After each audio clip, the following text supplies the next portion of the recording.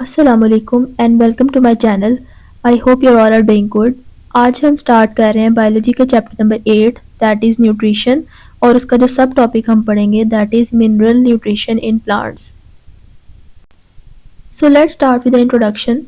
The process in which food is obtained or prepared, absorbed and converted into body substances for growth and energy is called nutrition. यानी nutrition एक ऐसा process है जिससे हमें food हासिल होता है और या फूड प्रिपेयर होता है और बाद में वो हमारी बॉडी में एब्जॉर्ब होता है और कुछ ऐसे सब्सटेंसेस में कन्वर्ट होता है जो हमारी ग्रोथ के लिए और एनर्जी के लिए ज़रूरी हैं। इस प्रोसेस को हम न्यूट्रिशन कहते हैं। Next is nutrients. Nutrients are the elements and compounds that an organism obtains and uses for energy or for the synthesis of new materials. यानी न्यूट्रिएंट्स जो होते हैं ये कुछ ऐसे एलिमेंट्स या कंपाउंड्स होते हैं जो कि एक जानदार एनर्जी के लिए यूज़ करता है या फिर इसको हम हमारी बॉडी के अंदर न्यू मटेरियल्स बनाने के लिए यूज़ करते हैं। We know that autotrophic organisms obtain water, carbon dioxide, and minerals from their environment and prepare their food, which is then used for growth and energy. तो ऑटोट्रॉफिक ऑर्गेनिजम्स ऐसे organisms होते हैं जो कि वाटर, कार्बन डाइऑक्साइड और minerals को अपने environment में से यूज़ करते हैं और अपना फूड खुद बनाते हैं इन मटेरियल से। फॉर एग्जांपल प्लांट्स जो है ये बेस्ट एग्जांपल है ऑटोट्रॉफिक ऑर्गेनिजम्स की। On the other hand, heterotrophic organisms obtain their food from their organisms and use it for growth and energy. जबकि heterotrophic organisms ऐसे organisms होते हैं जो दूसरे जानदारों से अपना फूड हासिल करते हैं और उसको बाद में अपनी बॉडी में ग्रोथ और एनर्जी के लिए यूज़ करते हैं। Now coming towards our main topic, that is mineral nutrition in plants. Plants have the most efficient mechanisms for autotrophic mode of nutrition. यानी प्लांट्स जो है ये ऑटोट्रॉफिक मोड ऑफ न्यूट्रिशन की बेस्ट एग्जांपल है और इसके अंदर सबसे अच्छी ऑटोट्रॉफिक मोड ऑफ न्यूट्रिशन होती है। Plants get carbon, hydrogen and oxygen from carbon dioxide and water. Plant के अंदर जो कार्बन, हाइड्रोजन और ऑक्सीजन है वो उसके इन्वायरमेंट में जो कार्बन डाइऑक्साइड और वाटर होता है वहाँ से उसको कार्बन, हाइड्रोजन और ऑक्सीजन में कन्वर्ट करता है। In addition to these elements, plants also require mineral elements for various activities and structures. Means plant जो होते हैं इन्होंने कुछ mineral elements को यूज़ करके अपनी जो बॉडी का स्ट्रक्चर है उसको बनाना होता है। Now there are two types of nutrients, macronutrients and micronutrients. Macronutrients वो होते हैं जो कोई भी जानदार अपनी बॉडी में उसको ज़्यादा क्वांटिटी में चाहिए होते हैं यानी ज़्यादा मिकदार में चाहिए होते हैं। For example carbon, hydrogen, oxygen, nitrogen, magnesium and potassium ये वो एलिमेंट्स या वो मैक्रोन्यूट्रिएंट्स हैं जो कि किसी भी प्लांट को ज़्यादा अमाउंट में चाहिए होते हैं अपने स्ट्रक्चर्स को बनाने के लिए। Next is micronutrients. माइक्रो का मतलब होता है स्मॉल। माइक्रोन्यूट्रिएंट्स ऐसे न्यूट्रिएंट्स होते हैं जो कि प्लांट को या किसी भी जानदार को स्मॉल क्वांटिटीज़ में यानी कम मिकदार में चाहिए होते हैं। इसकी एग्जांपल में आयरन, मोलिब्डेनम, बोरॉन, क्लोरीन और जिंक आ जाते हैं। इसके अलावा भी बहुत से माइक्रोन्यूट्रिएंट्स हैं जो हम नेक्स्ट डिस्कस करेंगे। If any of these nutrients is not available to plants, they show abnormalities and don't grow normally. अगर ये न्यूट्रिएंट्स चाहे वो मैक्रोन्यूट्रिएंट्स हो या माइक्रोन्यूट्रिएंट्स हो, अगर ये प्लांट को अवेलेबल ना हो तो वो नॉर्मली ग्रो नहीं करते। अब हम डिस्कस करेंगे कुछ इम्पॉर्टेंट न्यूट्रिएंट्स को जो कि प्लांट की हेल्थ के लिए ज़रूरी होते हैं। फर्स्ट हम डिस्कस करते हैं कुछ मैक्रो न्यूट्रिएंट्स को यानी जो प्लांट को ज़्यादा अमाउंट में चाहिए होते हैं। सबसे पहला जो मैक्रो न्यूट्रिएंट है दैट इज़ फॉस्फोरस। फॉस्फोरस का जो मेजर रोल है प्लांट के अंदर दैट इज़ कि वो एटीपी का कंपोनेंट होता है। एटीपी हम कहते हैं एडिनोसिन ट्राइफॉस्फेट को। अब फॉस्फेट से ही हमें पता लग रहा है कि इसके अंदर फॉस्फोरस मेजर कंपोनेंट है। इसके अलावा ये न्यूक्लिक एसिड का भी कंपोनेंट है और कोएंजाइम्स का भी है। न्यूक्लिक एसिड्स जो होते हैं ये बेसिकली हम डीएनए और आरएनए को कहते हैं। It is also necessary for seed germination. Seed की प्रोडक्शन के अंदर या उसकी ग्रोथ के अंदर भी फॉस्फोरस का मेजर रोल होता है। फोटोसिंथेसिस में भी इसका मेजर रोल है और प्रोटीन की फॉर्मेशन में भी, यानी प्लांट के अंदर जितनी भी प्रोटीन बननी है वो सारी उसके अंदर फॉस्फोरस का मेजर रोल है। Next one is potassium. Potassium जो होता है ये ओपनिंग और क्लोजिंग ऑफ स्टोमेटा के लिए इम्पोर्टेंट होता है। Now what is stomata? जैसे कि आप इस पिक्चर में देख सकते हैं कि स्टोमेटा जो होता है ये लीव्स के अंदर कुछ ओपनिंग्स को कहते हैं। इन ओपनिंग्स का काम क्या होता है कि इन्होंने कुछ गैसेस को और वाटर को एंटर कराना है प्लांट के अंदर या उसका लॉस कराना है। तो इसीलिए वो कुछ वाटर को भी कंट्रोल कर रहे होते हैं ये स्टोमेटा, कि प्लांट के अंदर कितना वाटर रहना चाहिए और कितना उसमें से लॉस होना चाहिए। इसीलिए कुछ ऐसे प्लांट्स जो होते हैं जो ड्राई एरियाज में रहते हैं तो उसमें वाटर लॉस को भी कंट्रोल कर रहा होता है potassium. The next macro nutrient is sulphur. Sulphur का जो मेजर रोल है प्लांट के अंदर कि वो प्रोटीन, वाइटामिन और इंजाइम्स का मेजर कंपोनेंट होता है। इसके अलावा कैल्शियम है। कैल्शियम भी प्लांट के अंदर मैक्रो न्यूट्रिएंट के तौर पे एक्ट कर रहा होता है। कैल्शियम जो है इसका काम है कि ये प्लांट के अंदर जो इंजाइम्स होते हैं उनको एक्टिवेट करता है। इसके अलावा ये जो सेल वॉल होती है उसके स्ट्रक्चर का एक मेजर कंपोनेंट है।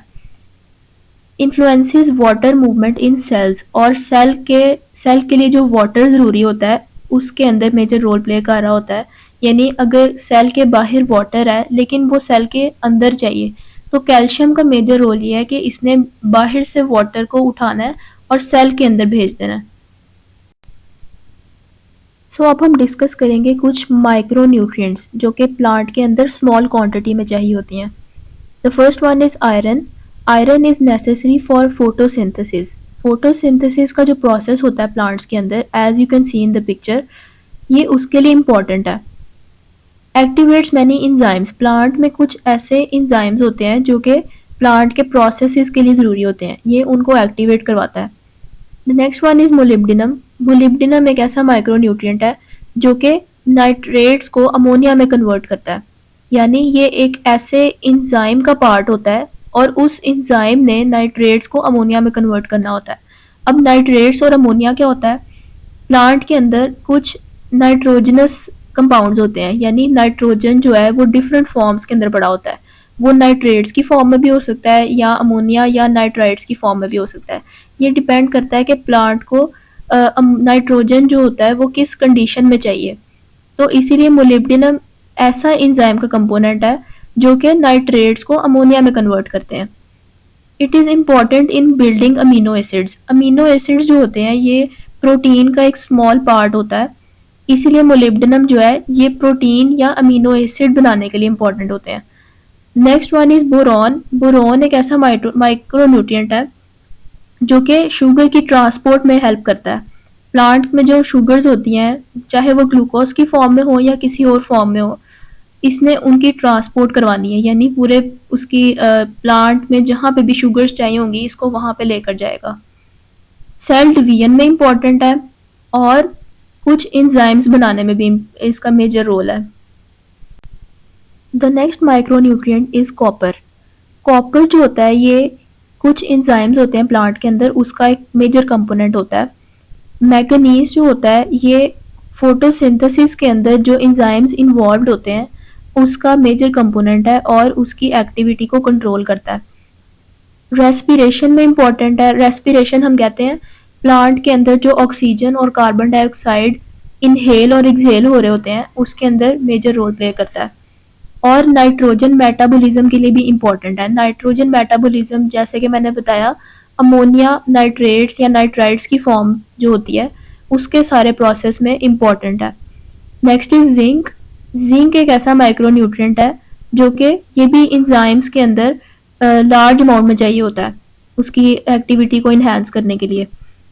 क्लोरीन जो है ये ऑस्मोसिस ऑफ वाटर के लिए इम्पोर्टेंट होता है। ऑस्मोसिस हम कहते हैं कि प्लांट में जो सेल्स होते हैं उसके अंदर कितना वाटर चाहिए या वाटर सेल के अंदर वाटर एंटर होने को या सेल से वाटर बाहर निकलने को हम ऑस्मोसिस कहते हैं।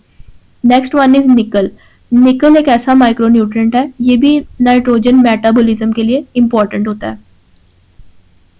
Now we will discuss role of nitrogen in plants. Plants get nitrogen in the form of nitrates, यानी प्लांट जो है ये नाइट्रोजन कभी भी फ्री फॉर्म में अब्जॉर्ब नहीं करता बल्कि प्लांट को हमेशा वो नाइट्रोजन जो होता है ये नाइट्रेट्स की फॉर्म में मिलता है। Nitrogen is a major component of proteins, hormones, chlorophyll, vitamins and enzymes essential for plant life. Plant में जितने भी vitamins, chlorophyll, प्रोटीन्स, हॉर्मोन्स और एंजाइम्स होते हैं, नाइट्रोजन उनका मेजर कंपोनेंट होता है, यानी ये सब नाइट्रोजन से मिलकर बने होते हैं। Nitrogen metabolism is major factor in stem and leaf growth. Plant के अंदर जो स्टेम और लीव्स होते हैं उसके अंदर नाइट्रोजन मेटाबॉलिज्म जो होती है उसके अंदर भी नाइट्रोजन का मेजर रोल होता है।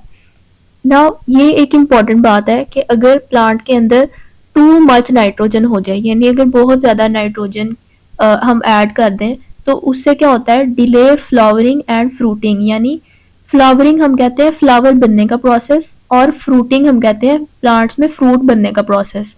तो अगर नाइट्रोजन बहुत ज़्यादा हो जाए तो उससे क्या होता है कि फ्लावरिंग और फ्रूटिंग का जो प्रोसेस है वो लेट हो जाता है, यानी डिले हो जाता है। और अगर प्लांट के अंदर नाइट्रोजन की डेफिशिएंसी यानी कमी हो जाए तो उससे क्या होता है, इट रिड्यूसेस यील्ड्स। जो प्लांट की पैदावार होती है, चाहे वो फ्लावर की हो या फ्रूट की हो, वो कम हो जाएगी। और इट कॉजेज येलोइंग और of the leaves and stunt growth. Stunt growth हम कहते हैं कि उसकी ग्रोथ में कमी आ जाना। और इसके अलावा प्लांट के अंदर जो लीव्स वगैरह होते हैं वो येलो कलर के हो जाएंगे। The next is role of magnesium. आप लोगों ने देखा होगा कि प्लांट के अंदर ग्रीन कलर होता है। अब वो जो ग्रीन कलर होता है वो एक स्पेसिफिक पिगमेंट की वजह से होता है जिसको हम क्लोरोफिल कहते हैं। क्लोरोफिल के दरमियान, क्लोरोफिल का जो स्ट्रक्चर होता है इसके बिल्कुल दरमियान में मैग्नीशियम होता है। इसीलिए हम कहते हैं कि magnesium is a structural component of chlorophyll. यानी क्लोरोफिल के दरमियान, स्ट्रक्चर के दरमियान में जो मैग्नीशियम है वो इम्पॉर्टेंट रोल प्ले करता है। अगर मैग्नीशियम नहीं होगा तो क्लोरोफिल का स्ट्रक्चर नहीं बन सकता। It is also necessary for the functioning of plant enzymes to produce carbohydrates, sugars and fats. अब प्लांट के अंदर कुछ कार्बोहाइड्रेट, शुगर्स और फैट बनते हैं, वो कुछ स्पेसिफिक इंजाइम्स की वजह से बनते हैं। और वो इंजाइम्स जो हैं उनको, उनकी इम्पॉर्टेंट है, उनकी फंक्शनिंग में रोल प्ले करता है magnesium. It is used for fruit and nut formation and essential for germination of seeds। यानी प्लांट में जो फ्रूट और सीड्स की डेवलपमेंट होनी है उसके अंदर इम्पॉर्टेंट रोल प्ले करता है। अगर मैग्नीशियम की डेफिशिएंसी हो जाए तो उसकी वजह से yellowing and wilting of leaves हो जाती है। यानी प्लांट्स के जो लीव्स होते हैं वो येलो कलर के हो जाएंगे, और विल्टिंग हम कहते हैं मुरझाना। Now we will discuss importance of fertilizers. As humans cultivated plants, it was learned that addition of some materials to the soil sometimes resulted in plants with desirable characteristics. Such materials were named as fertilizers। यानी जब इंसानों ने plants को उगाना शुरू किया तो उन्होंने एक चीज़ लर्न की कि प्लांट के अंदर अगर हम कुछ मटेरियल्स ऐड करते हैं तो उनके अंदर कुछ पॉजिटिव करेक्टरिस्टिक शो होती हैं। जैसे प्लांट जो है उसका ज़्यादा फ्रूट ग्रो होने लग गया, इसके अलावा उसकी ग्रोथ अच्छी हो गई, और जो फ्लावर्स उगते थे वो ज़्यादा अट्रैक्टिव उगते थे। अब उनको ये समझ में आया कि ऐसे मटेरियल्स को हम फर्टिलाइजर्स कहते हैं। Fertilizers are broadly classified as organic और इनऑर्गेनिक। फर्टिलाइजर्स की टू टाइप्स होती हैं, ऑर्गेनिक और inorganic. Naturally occurring inorganic fertilizers include rock phosphate, elemental sulfur and gypsum. They are not chemically modified. Organic fertilizers जो होते हैं ये naturally occurring भी हो सकते हैं, जिनको हम कहते हैं कि rock phosphate, elemental sulfur और gypsum। ये naturally occurring जो है ये rock materials होते हैं जिनको हम as a fertilizers use करते हैं। If nitrogen is the main element, they are called nitrogen fertilizers।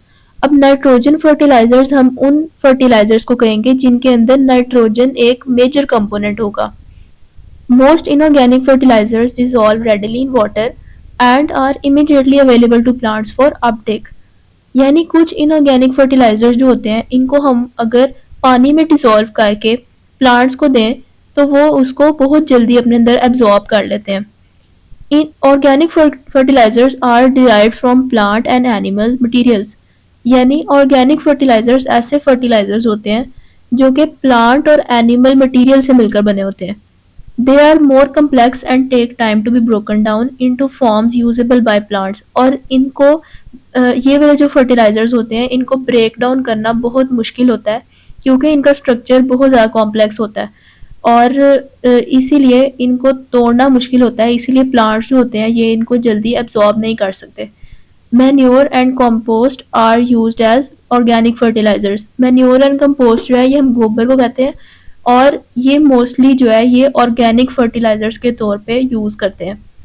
They can also increase soil drainage, aeration and ability of the soil to hold nutrients। यानी ये soil की drainage को increase करता है, aeration और ability of the soil to hold nutrients.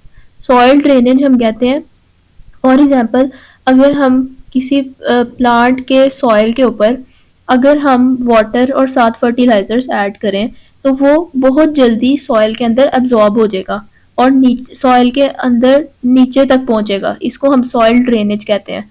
Aeration हम कहते हैं प्लांट के अंदर ऑक्सीजन और एयर का बहुत अच्छी अमाउंट में होना। And ability of soil to hold nutrients. Ability of soil to hold nutrients हम कहते हैं इसके फॉर एग्जांपल अगर सॉइल है प्लांट की, उसके ऊपर अगर हम फर्टिलाइजर्स डालें तो वो उसके ऊपर ही लेयर पे रहे, बल्कि उसके जो न्यूट्रिएंट्स होते हैं वो लॉस्ट ना हो। इस सॉइल के अंदर मेजर सॉइल जो है वो क्ले रोल प्ले कर रही होती है। क्ले सॉइल जो है ये इसकी अंदर एबिलिटी होती है to hold nutrients. Environmental hazard related to fertilizers use, यानी अगर हम बहुत ज़्यादा फर्टिलाइजर्स को यूज़ करें तो हमारे इन्वायरमेंट को कौन कौन से नुकसान पहुंचेंगे।